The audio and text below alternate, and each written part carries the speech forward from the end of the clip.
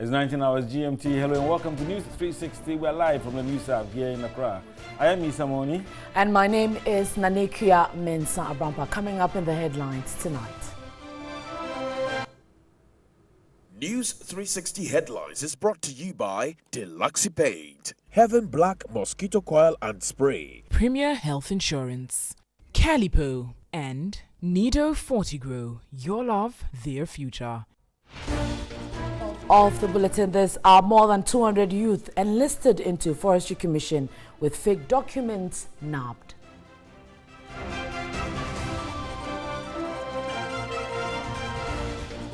Also 17 dead with 2 persons still missing in Upper East regions weeks after flash floods, spillage of Bagre Dam.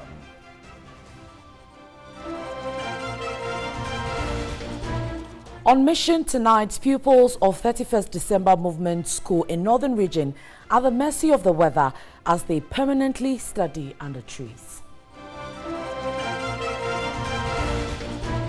And international news tonight, at least 50 people killed after an oil tanker collided with a car in DR Congo.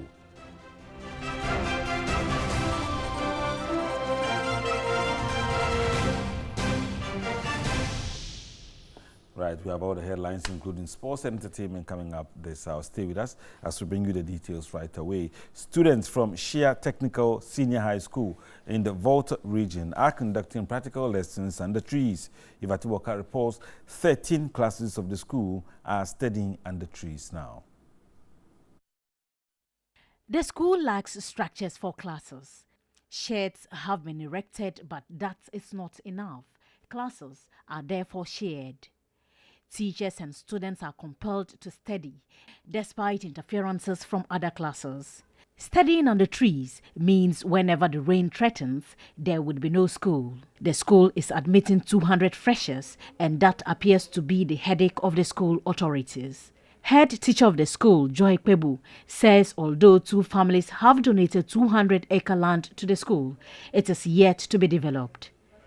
Minister for Special Development Initiative Hawa Kumsin, on a tour to the coastal belt, visited the school.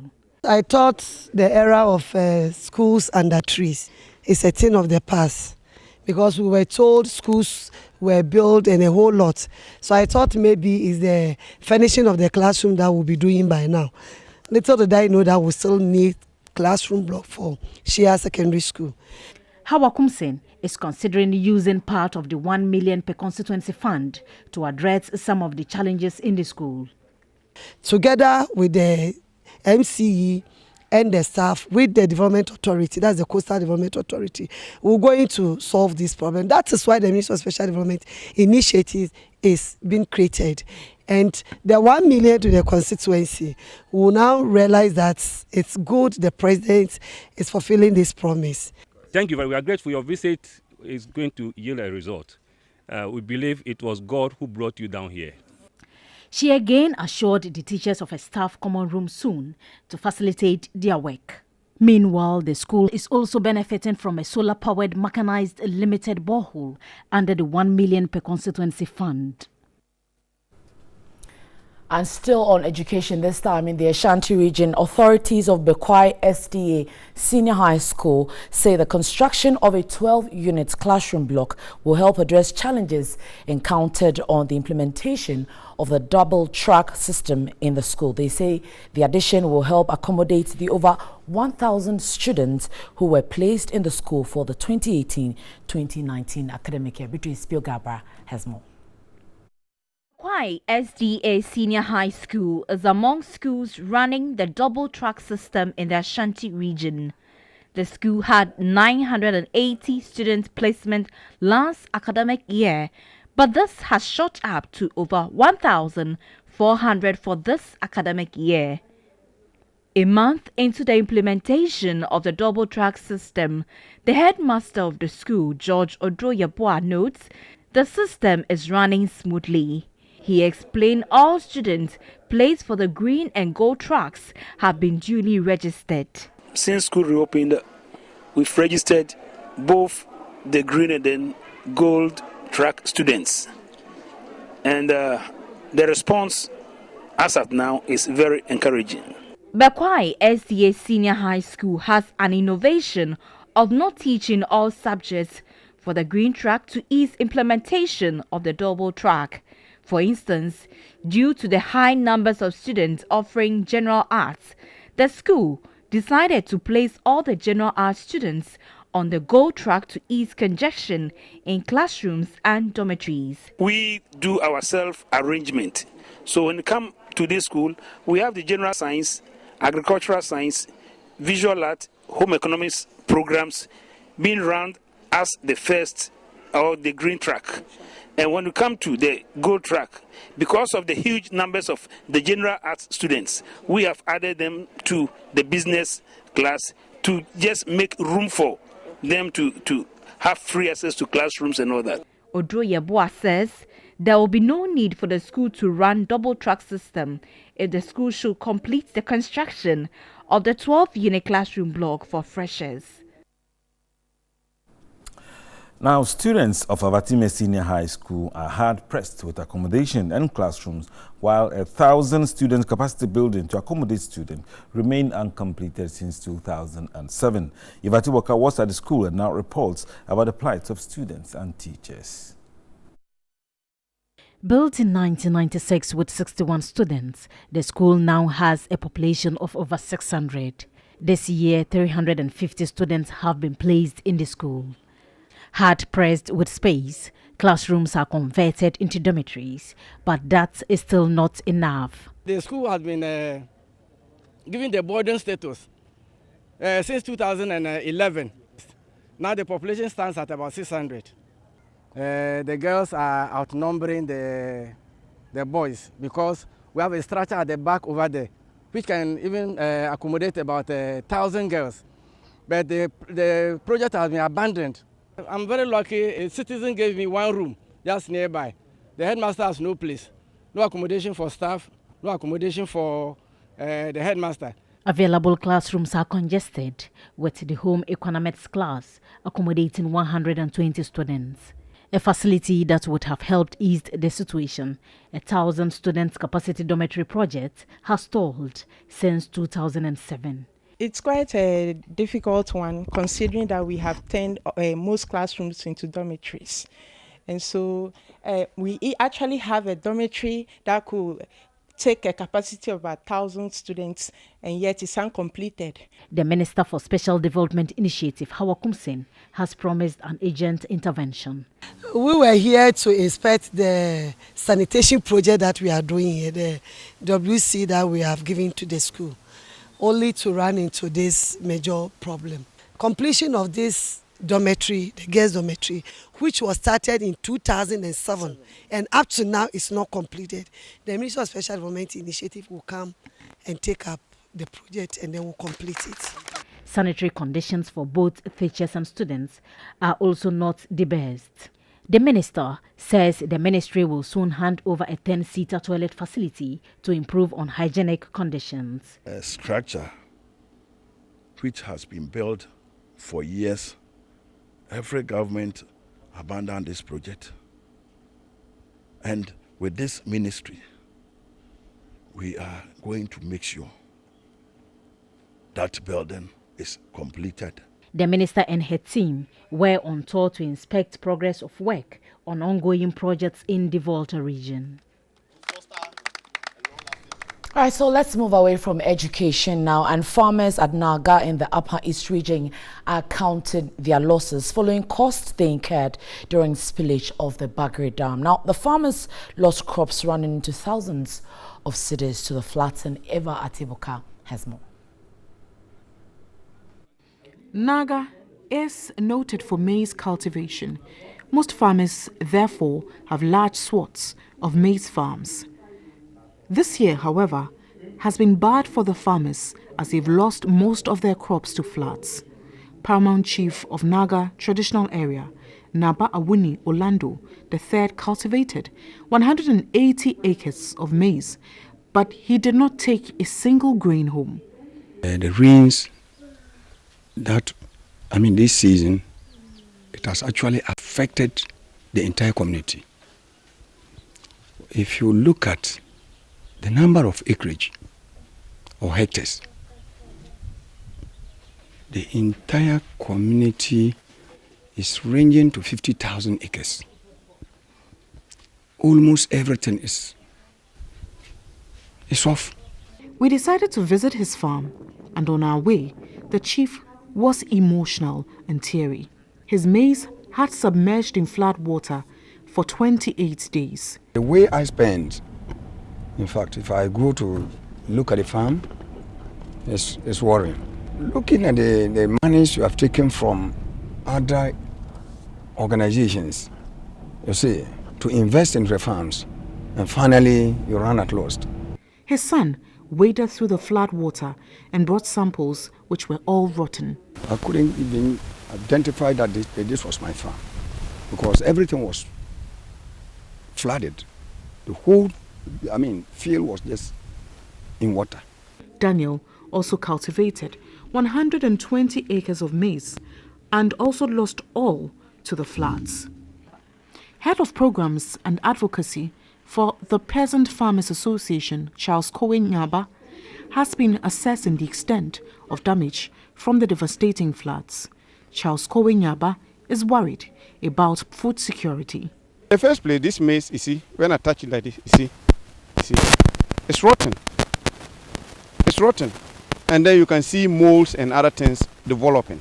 And some parts, the maize are even germinating. He wants support for the farmers ahead of the next planting season, while advocating for large dams in the Upper East and Northern regions to collect water from upstream Bagri Dam. And let's remain in the Upper East region. The people there are counting huge losses resulting from flash floods and spillage of the Bagri Dam. 17 people have died and properties running into tens of thousands of cedis are destroyed. Development experts are pressing hard on government to construct larger dams to contain the water. Flash floods and spillage of Bagri Dam adversely affected some socio-economic activities in the region. Dams swelled to record high levels and the impact has been devastating. 122 communities were affected by the floods, leaving bitter memories on the minds of many. A NADMO report confirmed a total of 17 people died, with 2 others missing in the floods. Houses collapsed and over 18,000 people, including children, were displaced.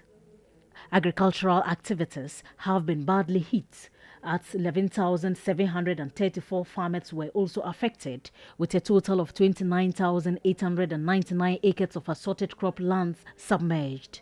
We had mapped the dams, the medium, large-scale strategic dams, and the small dams. There are at least three dams that are absolutely strategic. The first is the Polgu Dam, multipurpose dam.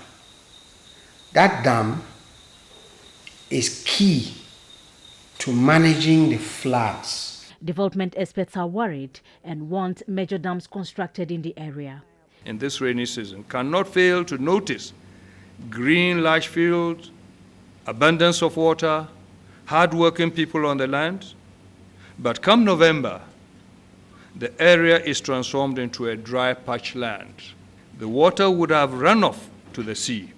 This is why organizing water properly, including flagship dams, is a first priority. The Bagri Dam shouldn't be a perennial disaster problem. The Bagri Dam should tend to be a perennial and annual opportunity that we will have multiple dams waiting for the Bagri people or the Burkina people to open the dam so that we harvest and store the water in our big multiple reservoirs. The Minister for Special Development Initiative, Hawa Kumsin, considered the words the agent need for the construction of dams to curtail the perennial problem. Allow the water to be wasted. At the end of the day, the whole country will be flooded, and then within 1 month, people are suffering looking for water here and there. So the president is seriously working out measures so that apart from collecting this water and not allowing it to be wasted, he's also looking at how he can resolve the problem of the people who are by the river banks. And in the Ashanti region, water shortage has hit some communities in and around Bomso in Kumasi following last month's heavy rains, which cut off water supply to the area. The rains that caused havoc in the area also washed away Ghana Water and Sewage Company Limited's giant 16 inches pipeline laid over at Susain River near the family chapel. And Benjamin Edu has this report. For 1 month now, water has not been flowing through the taps in Bomso, Tek, Eija, Nsenia and other communities. The pipe that was laid by the Ghana Water Company Limited over the Susan River to supply water to the above areas were washed away by the rains, thereby cutting water supply to areas like Katago, KNUST area, and Hinsan Estate, among others. The areas hardest hit by the shortage of water was areas after the Angloga traffic towards Susansu area through Bomso and others. The pillars that hold the pipes have also been removed by the engineers of Ghana Water Company.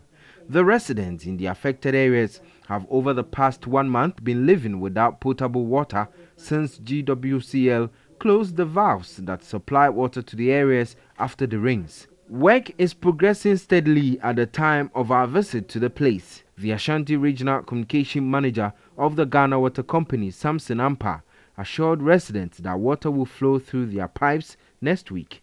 The engineers have worked tirelessly day and night. Even on Sundays, they were working just to get this work done. And we are happy to inform our customers that the main work has been completed. We are just waiting for the concrete works to cure, and afterwards, we will open the line. We are sorry for any inconvenience that the situation might have caused them. We are also happy that they have been patient with us all this while, and we are here to serve them. We do our best to serve them. He spoke about alternative interventions during the period. And did some interconnection work to be able to supply water to the low-lying areas, and then the low-pressure zone area we supported with the tanker service. The assemblyman for Eija Ketago, Divine Akumia Lati, commended the water company for their swift response. The Kumasi East manager of the water company, Asumeni Sepio, assured of uninterrupted supply. We want to assure them that we will not interrupt the supply. Let's also try to assist us, because when these things happen, we spent a lot, especially regarding the tankers. I mean, almost more than 100 and something trips that has been supplied. We are still continuing to supply them. So we are pleading with, especially the customers, those who are in arrears, that they try their best to settle their arrears so that we can get the work going. Officials from the water company say they have supplied 106 trips of water to the affected communities for the past 1 month. Now let's move from the Ashanti region straight into the Western region, where a total of 293 beneficiaries of the Youth in Afforestation Program have been found to be working in other government institutions, including serving as national service personnel. Peter Kwadatot reports 120 beneficiaries in the Sefiwioso district were found to have presented fake appointment letters. The Forestry Commission last year set out to recruit 15,000 youth to help prosecute an agenda of afforestation across the country. The exercise, however, attracted over 80,000 applicants, compelling the Commission to exceed its target.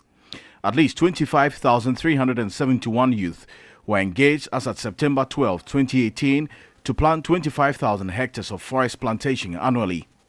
The beneficiaries were clustered into 3 categories, based on the educational qualification.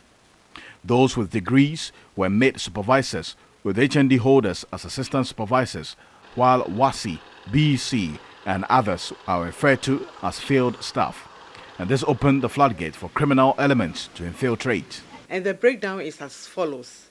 GSFP 1, LEAP 38, Ministry of Health 4, national service persons who have not completed their national service but decided to join the Youth in Afforestation Program 154, teachers under SLTP 29 and other Youth Employment Agency Program 67. Some beneficiaries also have fake appointment letters. Some of the beneficiaries who claim they are graduates were asked to bring their certificate, be it degree or diploma. They refused. They were also asked to bring their national service certificate, which is a basic requirement for employment in all government agencies in this country. Some also refused. At least 120 cases were found in the Seshirioso district and they were immediately sacked. Interestingly, the Forestry Commission has not taken any action against the persons involved in the criminal offence. We are not taking up any legal actions against them because nobody has come to complain to us. So we want to leave it at that and then stick to our core business. The Commission, however, says it will ensure that no one takes undue advantage of the opportunity created to cheat the system, adding only those who work will be paid at the end of the month. So if you work for today and then tomorrow you stay at home, the next day you stay at home, go to work on the fourth day and expect to be paid, it will not be done because you haven't worked for 18 working days, which is the minimum number of days required. You're watching News 360. To some other news, some national service nurses in the eastern region are yet to receive their first allowance after 5 months. Now, the nurses review life without any financial support is unbearable. Reports by Yvonne Nikwe.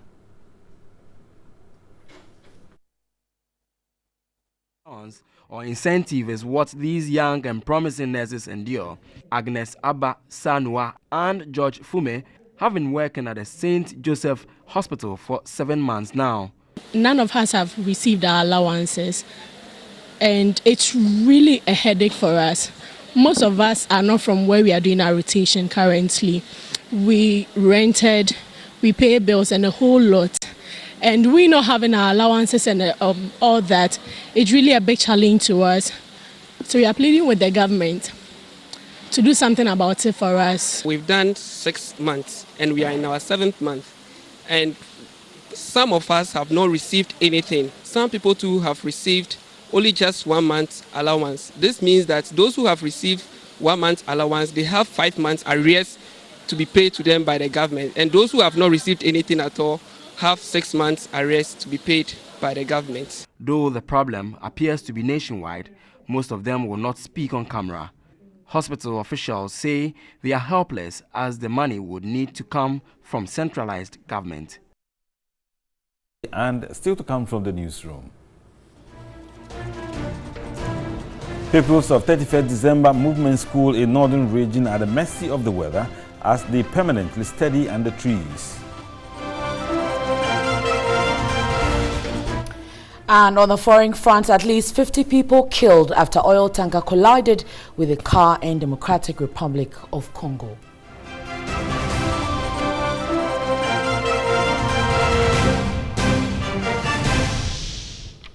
We'll return shortly with Mission.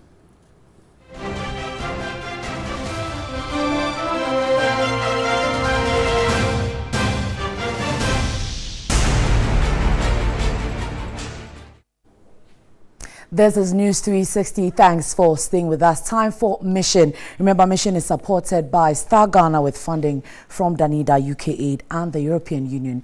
Beginning with tonight, the Municipal Chief Executive for East Gonja, Mohammed Tamin, has assured of completing a classroom project belonging to the 31st December Women's Movement School that has halted or stalled for the last 19 years. Now, classes are currently being held under trees owing to inadequate classrooms.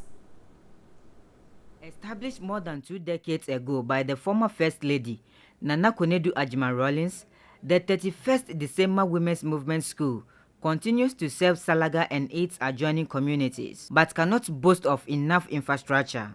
It has only 2 unit classrooms, which accommodate kindergarten pupils and the school's administration. The remaining classes are held under trees. There is no cupboard for keeping books, hence, pupils hang bags on trees. Teachers are worried. Just last week, there was a storm and we had a broken branch. Assuming it was a daytime or school hours or instructional hours, we could imagine what would have happened. So in fact, we are exposed to a lot of dangers. Lessons become ineffective when it threatens to rain. This has been the routine practice. The school feels neglected. The construction of a Get Fund-sponsored project to accommodate the entire school has stalled close to 19 years. Headmistress of the school, Secretary Rebecca, blames this on political interference. But Municipal Chief Executive for East Gonja, Mohammed Tamin, said delays in completion of the project is as a result of non-existence of documents. It's an old project, and when you trace the records of the assembly, you don't even get the history of that project. The contractor started it, left it, and at the moment we are even finding it difficult to trace who is the contractor. And when I took over, in fact, by the time I decided to go into this project, the then coordinating director should have helped me to get the history proper, passed away. He, however, assured of capturing the project in the Assembly's next year budget. I can tell you to be next year because we are going to budget for this for 2019 and it will be captured. And looking at how important and dear that project is to us, we will do it, inshallah, come 2019, so that our people will be relieved of this problem of lack of classrooms and other important things that affects teaching and learning in our schools. This is a promise from you. Yes. Stanley Nibleu, TV3 News, Salaga, Northern Region. And moving away from Salaga, periodic flooding at Kachekpe in the Pandai district of the Northern Region has accounted for high absenteeism at the Kachekpe Basic School. Now, both teachers as well as pupils fear crossing 8 streams to the school. Universal access to quality education and lifelong learning is one of the 17 Sustainable Development Goals of the United Nations. However, more would be required to achieve this goal in Kachekpe, a fishing community in the Pandai district. Education here is not the best because teaching and learning is not done daily. Both teachers and pupils hardly come to school when it rains because the Kachekpe community is located about 500 meters from the Oti River, and the teachers are compelled to cross more than 8 streams before accessing the community every day. To appreciate what the teachers go through, the mission team decided to follow them to the school. About 10 minutes into the journey, we encountered the first stream, and the teachers provided us with foot gear.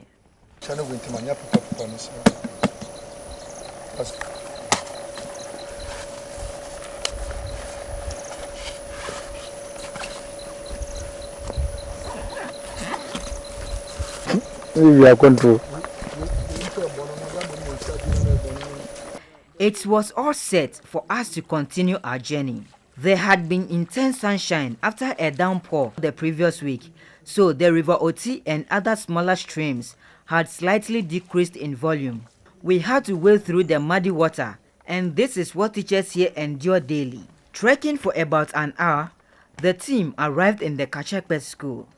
The pupils were happy to see their teachers in school. These are the only teachers handling all 6 classes, but because of accommodation challenges, they are residing at Blajai, some 12 kilometers away. As a teacher, is that sacrificing work that we normally sacrificing for the nation? We believe we will be rewarded by God, but not mankind. In tough times, they don't go to school. When it rains 3 days consecutively, actually, if we are already in the school and then it starts, we struggle to get back to our accommodation place. But if we are still in the house and then it starts, that one day we have to call it off because we can't access the route to the school. Ideally, not all teachers accept postings to the school due to its location. Circuit supervisors and district education authorities do not take the trouble to visit the school to assess its performance because of the distance they would have to cover. The Kachekpe Primary School serves 2 other communities, but the difficulty in assessing the school each day has discouraged many to stay away from school. Pupils who attend school from Sangba cross this stream, which they claim is infested with guinea worm.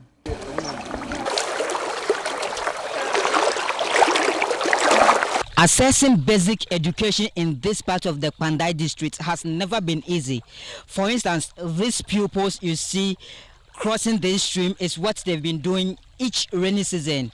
Each time it rains, the stream increases in volume, which makes it very difficult for one to cross or access a nearby community. But this is what these pupils have had to endure. But before they cross home, the mission team offered them assistance.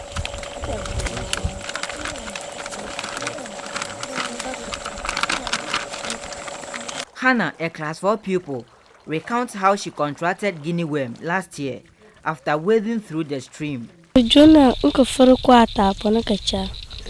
will bite you and you hear the pains.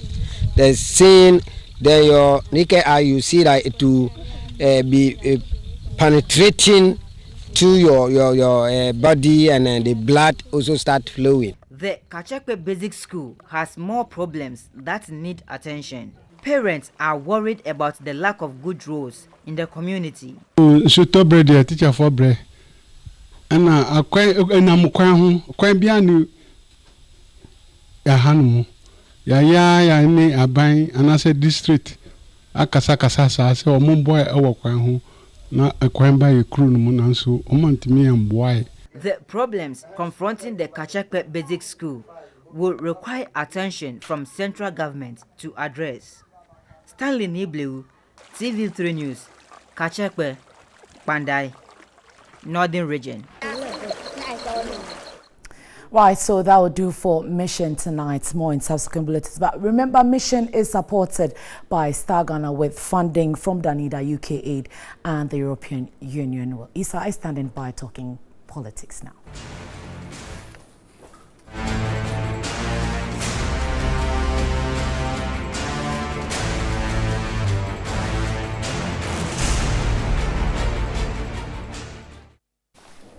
Now let's do some more stories and focus on politics. Vice President Dr. Mahmoud Bawumia has described as incompetent comments made by former President John Dramani Mahama, describing the NPP government as failing to honor the one district, one factory policy. Dr. Mahmoud Bawumia said such pronouncements are unacceptable and assured to roll out the policy in full scale from 2019. He was responding to accusations by former President John Dramani Mahama at the official closing ceremony of the capacity training for MMDAs in Accra. Dr. Mahamudu Bawumia emphasized on government management of the economy, which has resulted in instability for the past 20 months. He recalled the GDP growth, which hovered around 3.7% in 2016, but has increased to 8.5% as at the end of 2017, due to the prudent macroeconomic management. He recounted various government's policies, such as the one district, one factory, and the $1 million to be doled out to the MMDAs will be fully rolled out in the next few months. The operationalization full scale of our $1 million, one constituency promise. The Zongo Development Fund has been established and has started work. The National Entrepreneurship and Innovation Program under the Ministry for Business Development is also on course, and we are making sure that small loans are going to many entrepreneurs to do so. NAPCO has also been established. Within the next couple of weeks, in fact, on 17th of October, there will be a passing out ceremony for NAPCO that the President will do, and we are going to have 100,000 recruits for NAPCO. Dr. Mahamudu Bawumia again spoke about investments in the railway sector and agreements signed with foreign companies to improve transportation as a major driver of the economy. Apart from cleaning the mess of incompetent economic management, that alone is work in itself. Putting in place the structures that will deliver. And we are going to see some major changes in 2019, where we begin the full-scale operation of the Sino-Hydro facility. Meanwhile, the MMDAs were taken through training in revenue mobilization and how to implement government flagship programs. Other areas which their training focused were improving on data sharing among MMDAs and upcoming district assembly elections.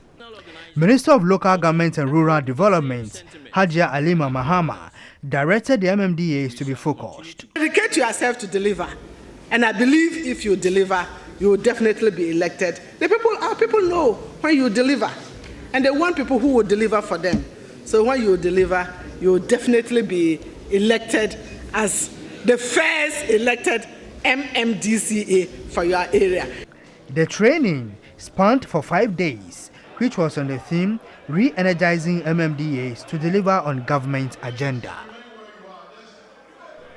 To some more stories tonight, the Ministry of Roads and Highways, in collaboration with Polyroads West Africa Limited, is piloting the application of polymeric chemical products in road construction in the country. Now, the product is known to help improve the quality of roads, prolong their lifespan, and prevent potholes that usually develop on the roads. This is a report by Benjamin Edo. Polymer bitumen is used as a binder and waterproofing material for the construction of roads, pavements, and airfield surfacing. Though new in Ghana, it has been successfully used in 26 countries, while more countries are embracing the technology. The product is being tested in the construction of the Kumasi Oduom bypass and the Ekumfi Dunkwa roads. Chief Executive of Polyroads West Africa, Stephen Kofi Amponsa, explained the technology would help preserve the lifespan of the roads. Our conventional road gives you only up to 80,000 kilograms, and this will give you over 300 to 400,000 kilos that you can drive on. We don't have such weight driving on our roads. So if we build this, we have a road that is going to last us for a very long time. Ashanti Regional Director of Highways, Christian Inti, noted the pilot roads using polymer will be monitored for 1 year to better appreciate the effectiveness of the chemical. The strength that it will give you is about 3 times what you have gotten at the normal when you bring material from. You shouldn't be so much scared to try new things. We have to take bold steps and take calculated risk and try new things, and I think it will work. Some countries are using it.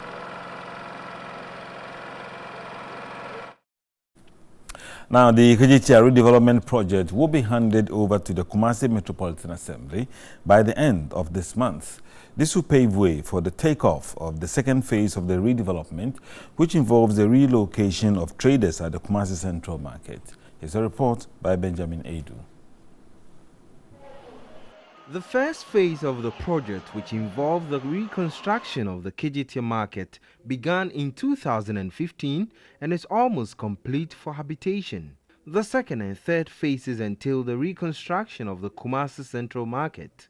The first phase of the project delayed due to litigation on the demolition of property sited on areas demarcated for drainage and road construction.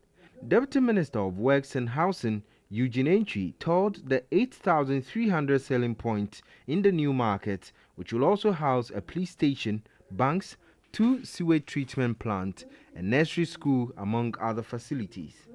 He was impressed with work done so far, particularly the improvement of road network and the construction of stores. There are 3 key things I think they have been addressed: the maximization of space, accessibility of roads, and security.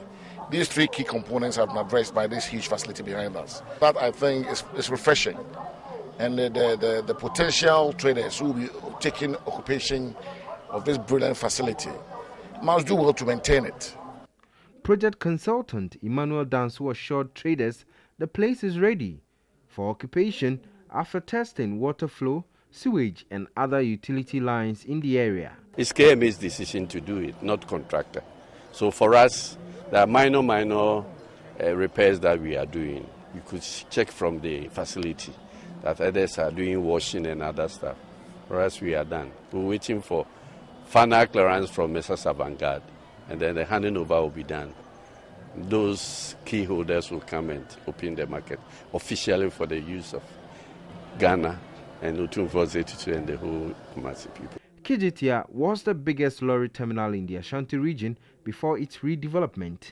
TV3 News has, however, observed spaces that previously served as lorry terminals have been turned into stores. Only 110 cars can now have access to the new terminal, a situation that is likely to cause vehicular congestion in the new facility.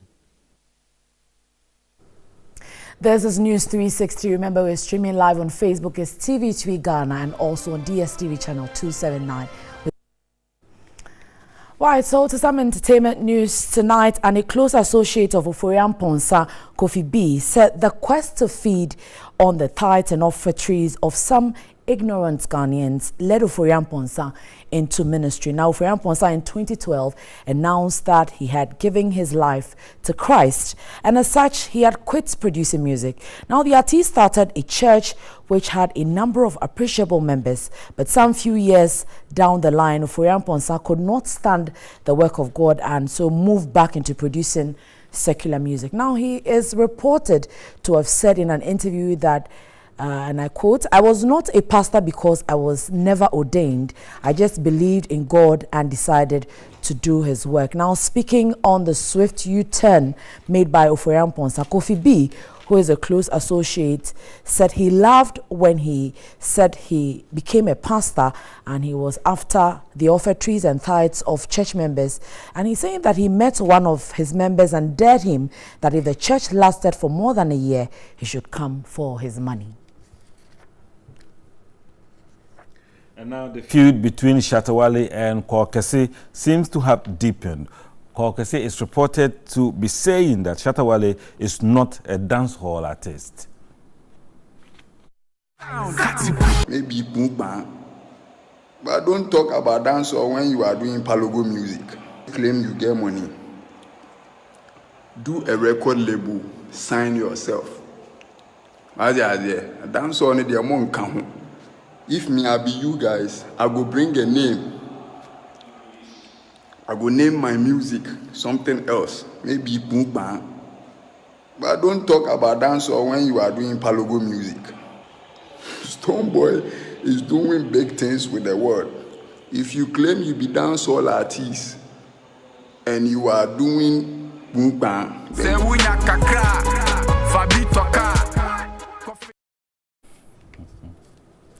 well, that's some of the controversy Well, in the music I'm sure there'll be a rebuttal. I don't know, but let's see if any comes up. Do you have an idea what Pumpa is? No idea. No idea. Well, that's how we wrap up on the bulletin tonight. Thanks so much for your time. Remember that we have more news at 10 later on News at 10. My name is Nanikia Mensah Brampa. And my name is Hinsabani. Enjoy your weekend.